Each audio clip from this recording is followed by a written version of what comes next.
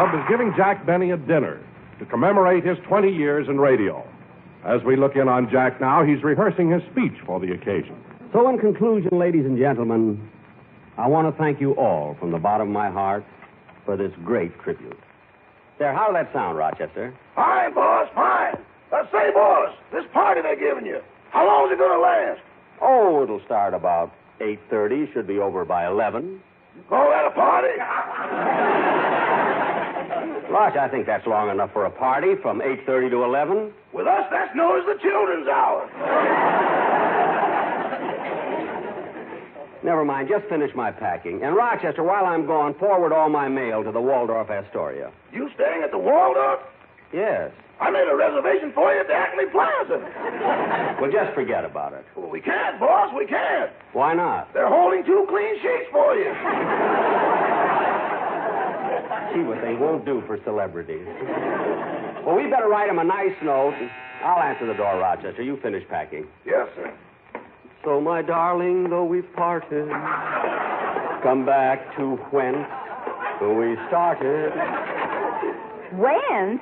Yes, whence. It's a poetic form of where. Oh, hello, Mary. Come on in. Well, Jack, I'm all ready. Are you packed? Almost. I would have called you, but I'm so busy with all these last-minute things, and I'm nervous, too. Well, I don't blame you for being excited.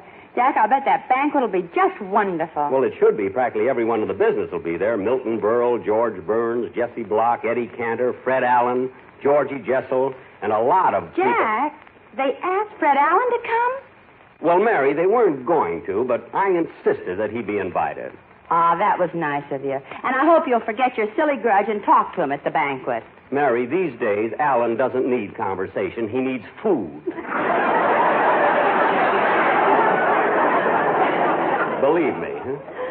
Well, Jack, it should be a nice banquet, especially at the Waldorf. What are they going to serve? Well, they left that up to me, and I told them I'd like something I usually eat at home. Something like pheasant under glass. What are you laughing at? The closest you come to pheasant under glass is when your parrot fell in the fishbowl.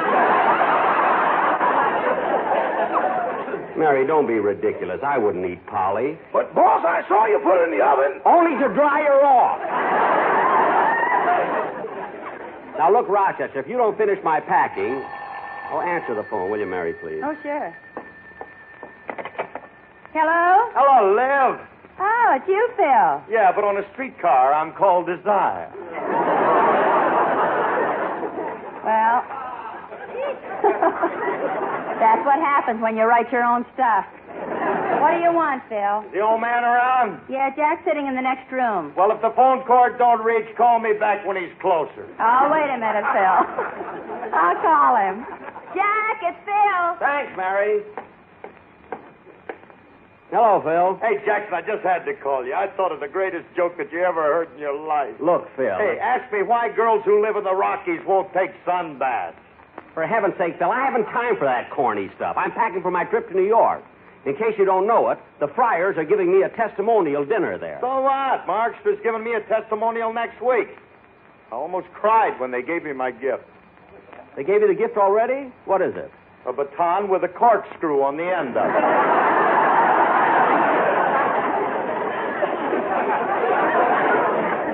Gosh. Yeah. I got a little deal with the arranger. From now on, he's writing a nothing but upbeat. Look, Phil. Too bad you can't be there, Jackson. You're going to miss my speech. Oh, you going to make a speech, too? Certainly. Hey, look, how's this sound? Guests, friends, fellow musicians, and policemen. Oh, you invited the police? No, but they'll be there. They'll be there. Well, they're bound to be. Look, Phil, I'd like to stand here and talk to you about your soiree, but I have to finish packing. So long. Now, wait a minute, Jackson. Wait a minute. I want you to hear that joke I called about. Ask me why girls who live in the Rockies won't take sunbaths. All right, Phil. Why won't girls who live in the Rockies... Rochester. Oh, just a minute, Phil. I better answer the door. Never fails. Whenever I'm in a hurry, there's a million interruptions. Oh, hello, Dennis. Hello. Come on in, kid. Well, Dennis, I suppose you came over to say goodbye. Yeah, how did you know I was going away?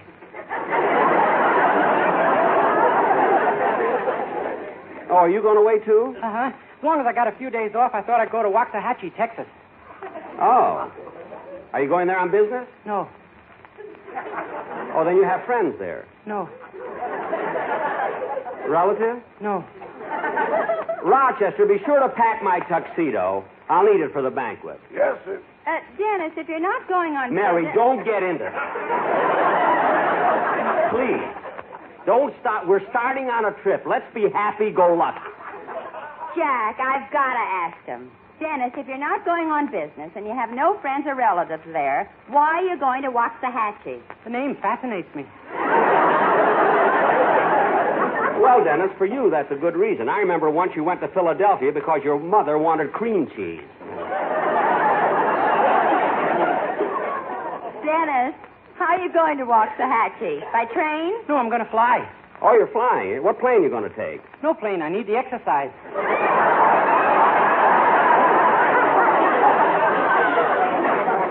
1, 2, 3, 4, 5, 6, 7, 8. Dennis, what are you doing? I'm counting up to 10 for him. He's so mad he can't talk. Well, maybe you ought to do your song. Yeah, I think I'm... Gee, look at the way his eyes stick out. I better sing. Yes, I'll say you better.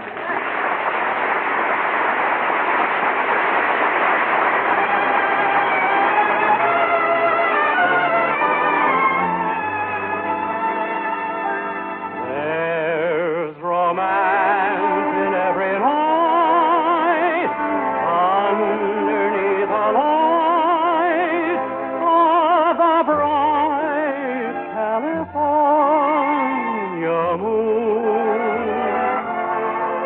Even lonesome pines seem to kiss the clinging vines 'neath a bright California moon. Then I ask my star above, send the love I'm dreaming of, and we'll share the rare delight in the magic of the night 'neath a bright California moon.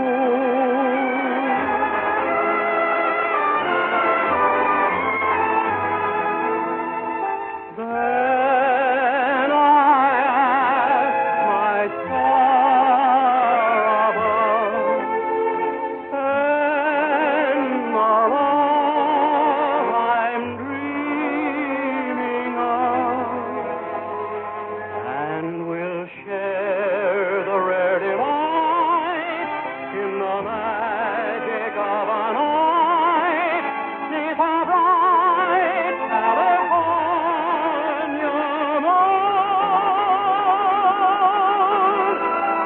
'Neath a bright California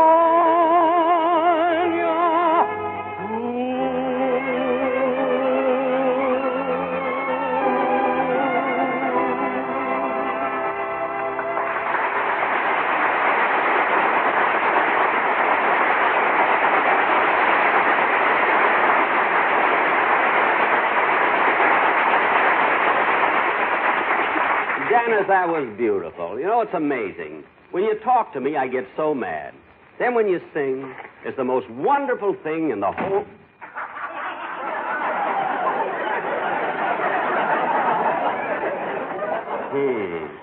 Jack, he went out. No, he walked into the closet. Lock it, Mary. Well, I better be running along too, Jack. Okay, Mary, I'm sorry we're not going on the same plane. Well, I can't go till Tuesday, but I'll see you in New York. Yeah. Come here and kiss me goodbye. Okay.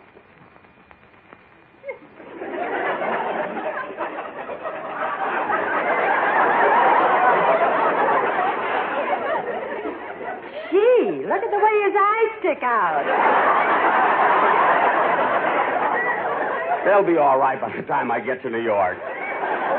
Goodbye, Mary. Goodbye, doll. Gee, she called me doll.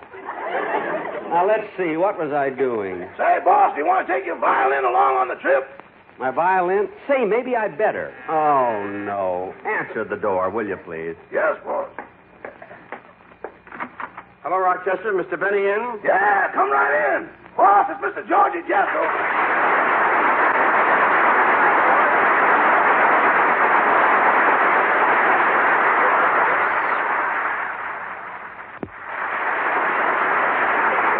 Well, Georgie, nice to see you. What are you doing here? Well, I had a few minutes between banquets, so I thought I'd drop by.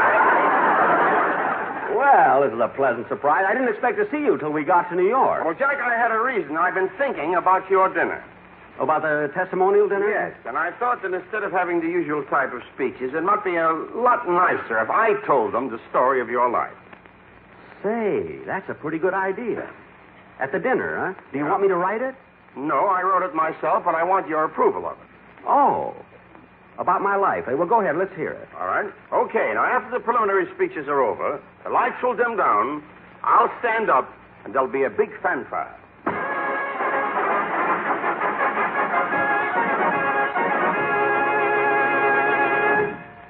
Ladies and gentlemen, our story starts with the birth of Jack Benny in the year 1894. Just 39 years ago. It all happened in the little town of Waukegan, Illinois. The proud parents gazed with delight on the blue-eyed baby. And it was at this moment that Jack Benny's voice was heard for the first time.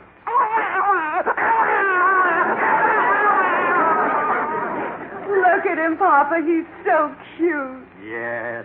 We'll call him Jackie. Doctor, I want to ask you something. Oh, I know all parents think their children are unusual, but honestly, Doctor, isn't our Jackie different from most babies?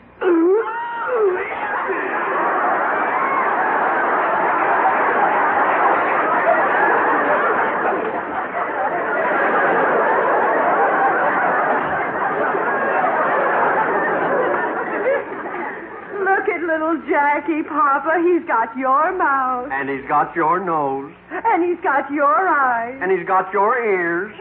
And look at his hair. See, that's mine. It slipped off. There,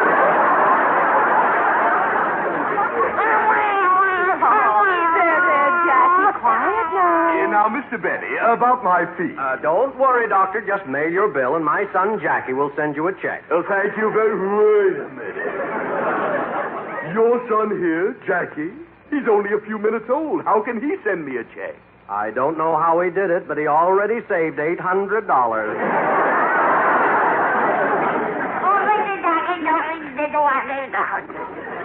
And so the little baby began to grow and make rapid progress. At the age of 6 months, he astounded medical science because he had 32 teeth, all upper. But Jackie was a happy little child, and all day long he used to sit in his crib playing with his toys.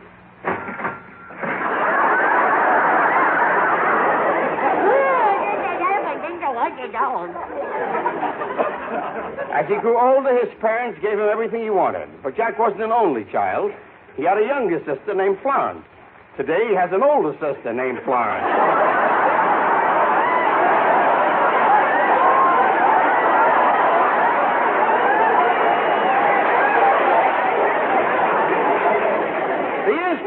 And finally, Jackie entered school.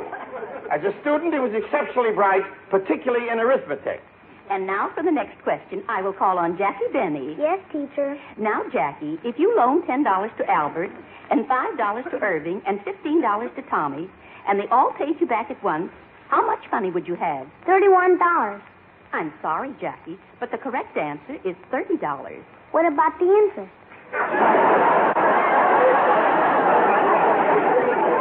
Yes, I forgot. And that reminds me, Jackie, I'll pay you the money I owe you Friday. Good. Good. Then I'll give you back your wristwatch.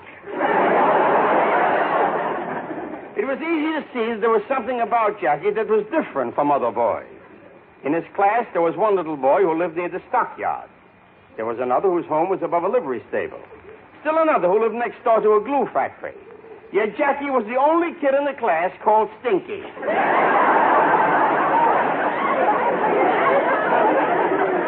However, somehow he seemed to know that he was destined for a musical career. And for the next few years, he took violin lessons regularly.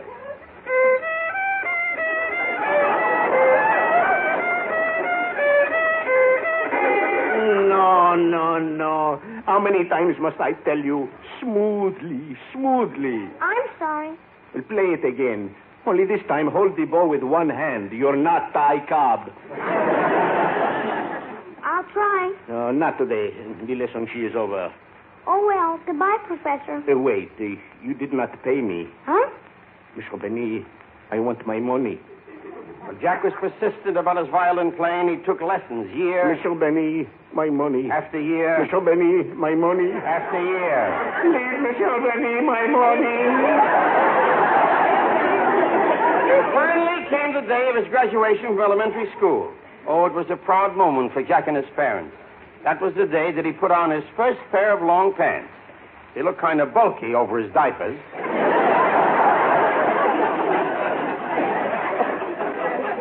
But as he was about to leave the house, his parents looked at him proudly and said, Jackie, we're proud of you. Thanks, Mother. And I'm so excited. Look at him, Mama. Doesn't he look handsome? Oh, he should look handsome. He's got your mouth, And he's got your nose. and he's got your eyes. And he's still got my hair. You'll get it. You'll get it. Let him graduate first.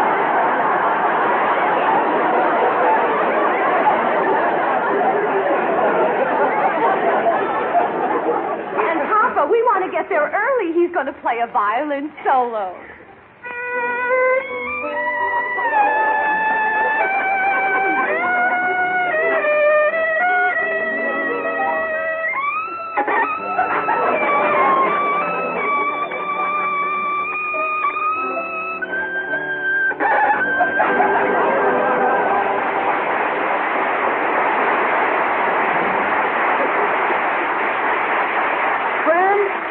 Relatives, teachers, and fellow graduates, your kind reception to my musical offering has filled my little heart with joy. But I don't deserve all this applause alone. Some of the glory must be shared by my music teacher. That wonderful man, that brilliant genius, that great... Never mind the compliments. I want my money. Jack Benny's schooling and violin study was interrupted by World War I when he entered the armed forces. He was really much too young to go, but his father was on the draft board.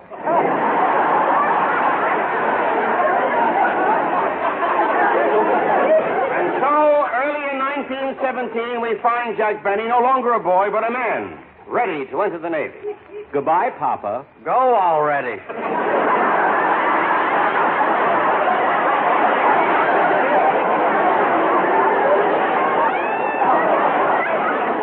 So the war was over, and Jack went home, but his parents had moved. And so he decided on vaudeville as a career. It was about this time that many changes took place in the entertainment world. New innovations had come along, the radio talking pictures. And in one picture called Lucky Boy, a handsome young leading man named Georgie Jessel scored an immediate smash hit when he sang, "One bright and guiding light that taught me wrong from right I found in my mother's eyes. Those baby tales she told. Georgie. That road all paved with gold. Georgie, me. It's my life story. I'm sorry. With the advent of a radio, many new stars were made overnight. And one of the brightest was the man who always opened his show with, Hello again. "From this he became a star?" But when Jack realized that he was a big hit in radio, he decided to get his own program. And first he looked for an announcer. He didn't have to look far because Don Wilson was everywhere. But one of the freshest things about Jack's show was the new talent that he always found for it. And he usually met these supporting players in unusual places. For instance, one day while he was shopping... Oh, miss, do you have dental floss? Yes, the May Company has everything. And say, you have all uppers, haven't you? Hey, you notice everything. You're pretty cute. How about having dinner with me tonight? I'm sorry, but I never let strangers buy me dinner.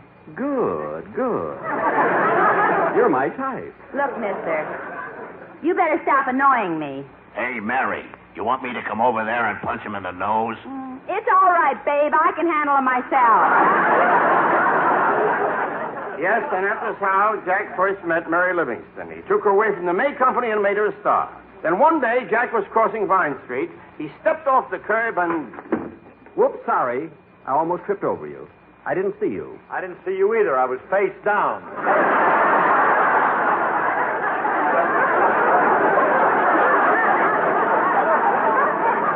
And so Phil Harris joined the show. Now that Jack had an orchestra, he needed a singer, and he auditioned dozens of them. One day he listened to a newcomer, a shy, apple-cheeked young lad with the face of a cherub and a beautiful voice. And when he finished singing, Jack said, So your name is Dennis Day? Yeah, you want to make something out of it? Jack hired this talented young tenor, and after 4 or 5 years, with no outside help, he almost drove Jack nuts. Now, with his cash completed, Jack decided to move into a new house in Beverly Hills with his faithful valet, Rochester. Boss, this house is sure beautiful. Yes, it is, Rochester. But you know, I've been thinking. About what? Well, a house isn't really a home without a woman. Want me to get married? Never mind. And so Jack moved into his new home, which he still resides. The house is located in Beverly Hills. The day he moved in, his next-door neighbor exclaimed, About the fence, Benita. Do you honestly think that 20 feet will be high enough?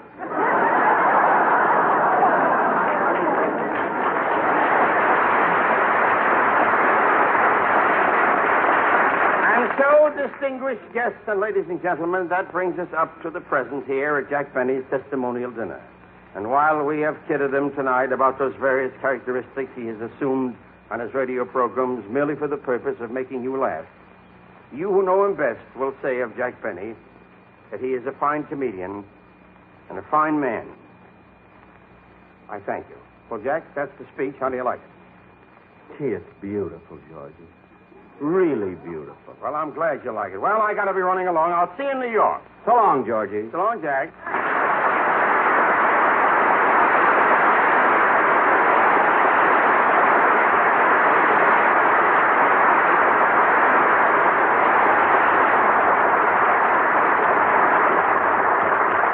Well, have you got the bags all packed, Rochester? Yes, sir. Well, you can take them out to the airport now, and I'll meet you out there as soon as I finish my television show. Say, that's right. That is tonight, isn't it, boss? Certainly, I go on in a couple of minutes. Okay, boss, I'll take this.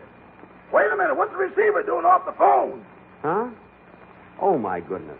I was talking to Phil, and I told him to hold the wire. I wonder if...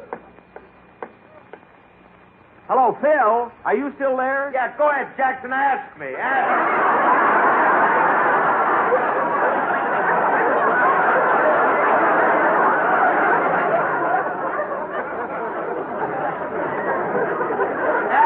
Okay, Phil. All right, Phil. Why won't the girls who live in the Rockies take sunbaths? Because the mountains peace. Harris, you may have had to wait 20 minutes, but you got it in there. Come on, Rochester, let's go. Don Wilson speaking.